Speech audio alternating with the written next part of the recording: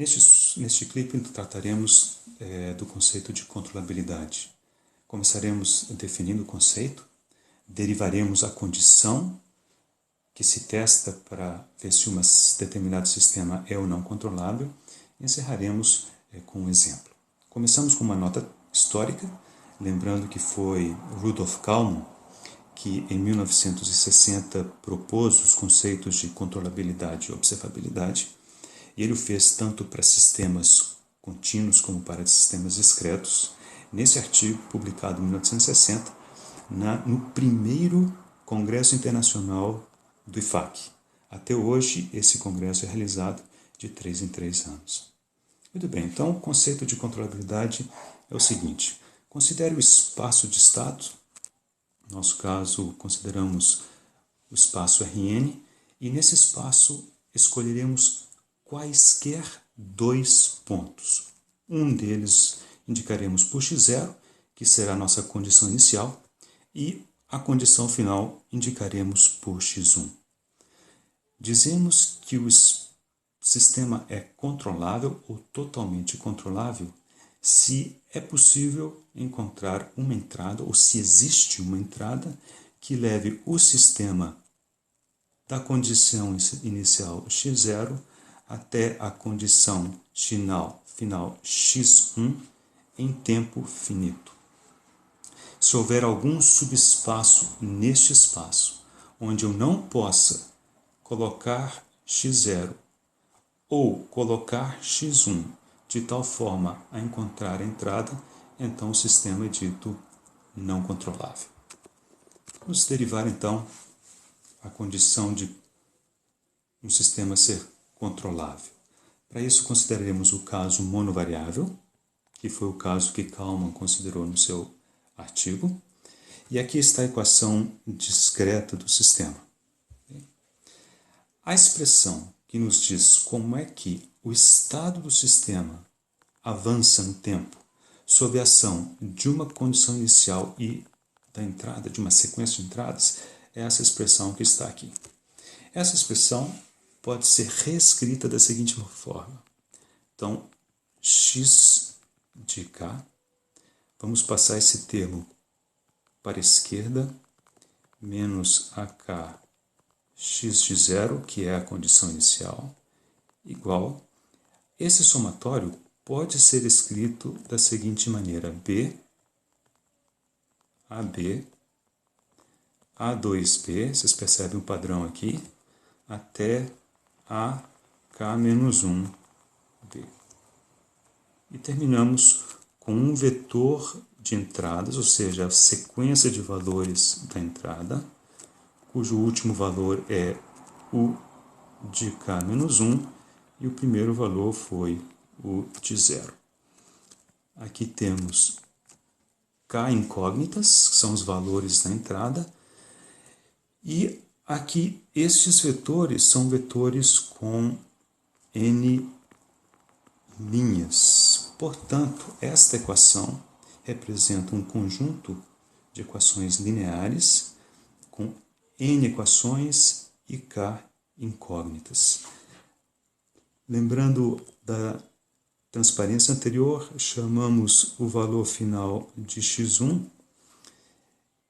Então, essencialmente, queremos saber se é possível encontrar um vetor de entradas, uma sequência de entradas, tal que esta equação seja verificada, tendo escolhido x1 e x0 quaisquer. Muito bem, observe que esse conjunto de equações pode ser escrito da seguinte forma: vetor B igual a uma matriz C caligráfico e um vetor alfa. O vetor beta, obviamente, esse vetor aqui, e como dito anteriormente, esse vetor beta é um vetor com n linhas. A matriz C caligráfico é uma matriz com n linhas e k colunas, e o vetor alfa, que é o vetor das entradas, é um vetor com k incógnitas. A condição para que esse sistema de equações lineares tenha solução, sabemos pela álgebra linear, é que o posto da matriz C seja igual a n. Se isto ocorrer, esse sistema tem solução, que quer dizer que se o posto da matriz C, que chamamos da matriz de controlabilidade, se o posto for n, existe uma sequência de valores de entrada, tais que o sistema sai da condição inicial em x0 e chega até a condição final escolhida x1, que é efetivamente a definição que usamos para a controlabilidade. Vamos definir agora esse valor de k. Obviamente, k não pode ser menor do que n se quisermos atender a esta condição. Mas, em princípio, k poderia ser maior do que n. Mas pelo teorema de Cayley-Hamilton, sabemos que acrescentar colunas para valores acima de n é ineficaz, ele não acrescenta informação. Portanto, o que realmente interessa é investigar esta condição em que k é igual a n.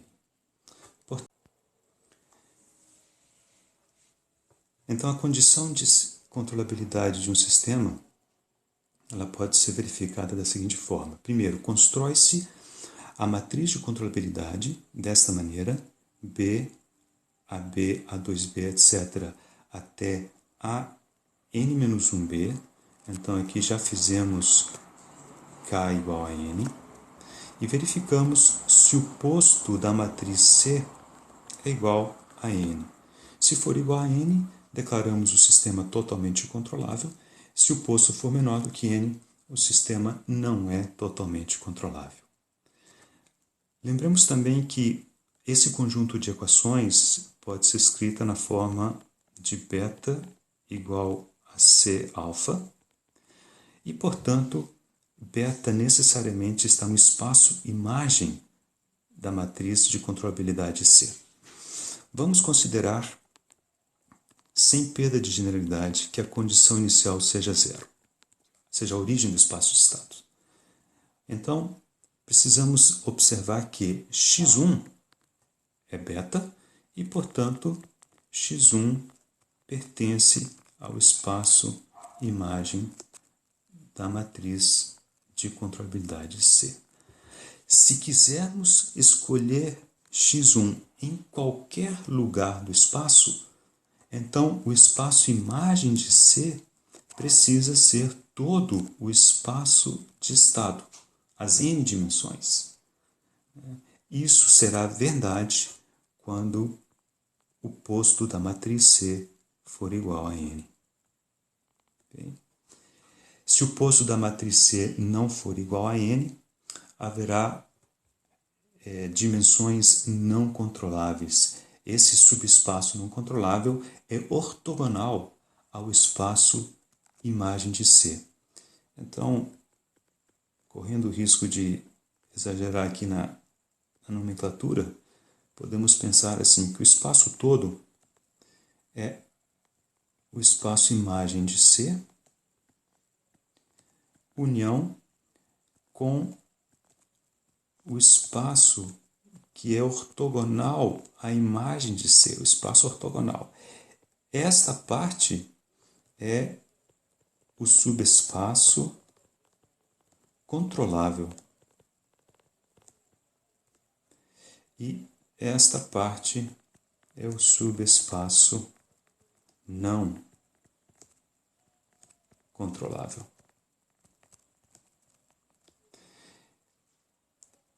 Se o subespaço controlável for todo o espaço de estado, então não existe região não controlável e o sistema é dito totalmente controlável. Vamos encerrar com um exemplo vindo do livro do Leuenberger, que ficou famoso por ter proposto, entre outras coisas, os observadores de estado.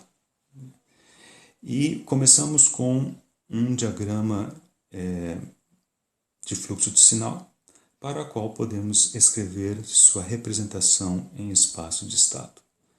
Então, nós não vamos detalhar a obtenção dessa equação, mas verificando apenas esse ponto aqui. Então, x1 de k mais 1, ele é A2 vezes x1 de k, aparece A2x1 de k, mais x2 de k, então mais x2 de k, e a terceira parcela é a entrada de k. Muito bem, para testar a controlabilidade desse sistema, precisamos construir a matriz de controlabilidade, que neste caso é B a B apenas. Okay? O vetor B está aqui, 1, 0, e o produto AB, eu já fiz a conta, está aqui, eu pego ela daqui. A2, 0. Essa matriz não tem posto pleno. De fato, o posto da matriz de controlabilidade, neste caso, é 1, né, porque temos uma linha nula. Este resultado diz que este sistema não é totalmente controlável. E nesse caso simples, a gente pode verificar esse fato a partir do diagrama de fluxo de sinal, observando que a entrada U só tem a capacidade de afetar o estado x1. Ele não tem como afetar o estado x2. Isso torna o sistema não totalmente controlável.